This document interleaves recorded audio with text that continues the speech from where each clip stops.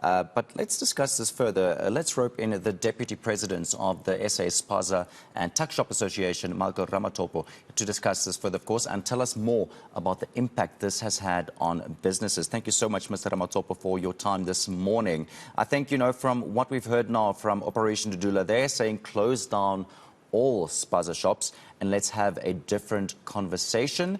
I would like to think that maybe, let's get to a roundtable discussion and let's discuss how we're going to alleviate the problem that we've now seen these last few weeks with these deaths especially. So what do you say about what they had to say just now? I completely agree with them. What they are saying is facts. If laws are, if these laws are implemented as is, according to the Immigration Act, there would be no problems, and that we're seeing today on the ground, people dying because of these illicit goods. As a South African Spaza and Tuckshop Association, we've been fighting and trying to get this awareness, people to understand why actually this is happening.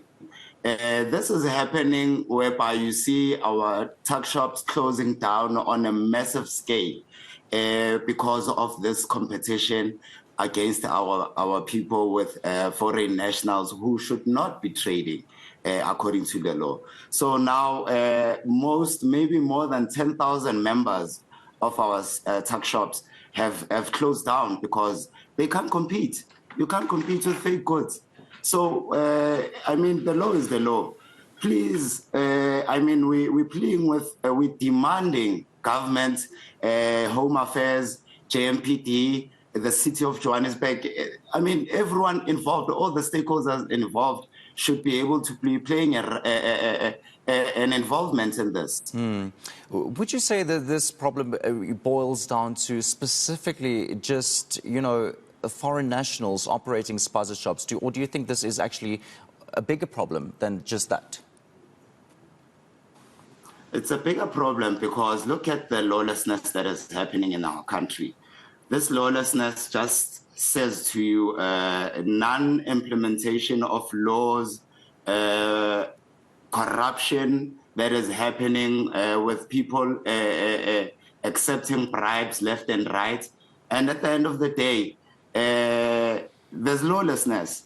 What I say on my side as the South African Spaza and Tuckshop Association and other organizations that are involved, like Operation Dudula, like other organizations that we went to Pretoria in the Union buildings on the 1st of June and said, we demand the mass deportation of all illegal immigrants in the country because we don't have their information. So, they can do whatever they like and just pay a bribe so that they can get out of jail. So, if law doesn't prevail and protects its people,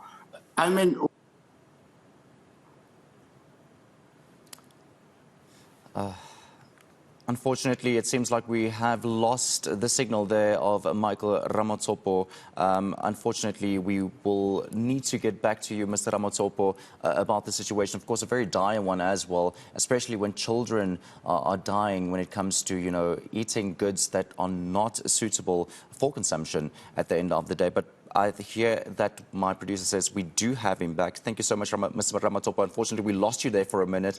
So I think maybe let's just recap this and get back to, the importance of how this is also affecting small businesses, Spaza shops in general. We know we've spoken about the fact that, these, or you said that foreign nationals, should be taking top priority here, and we should be re-looking at how we are going to implement this, how foreign nationals are operating in this country, and to make sure that illicit goods are not really something that will affecting our people in our smaller communities. But then how has this problem now, especially when it comes to the deaths of children, how has this affected small businesses in general in smaller communities? Yes, it has been affecting our small businesses since the inception of foreign nationals invading these tuck shops, coming up with these large investments to overcompete with our people. So this problem of illicit trade, it's clear that yes, our businesses are affected. Our businesses are affected in a sense that I sell an original product at a stock price. Unfortunately, we lost Mr. Ramothopo again. Thank you so much for your time this morning.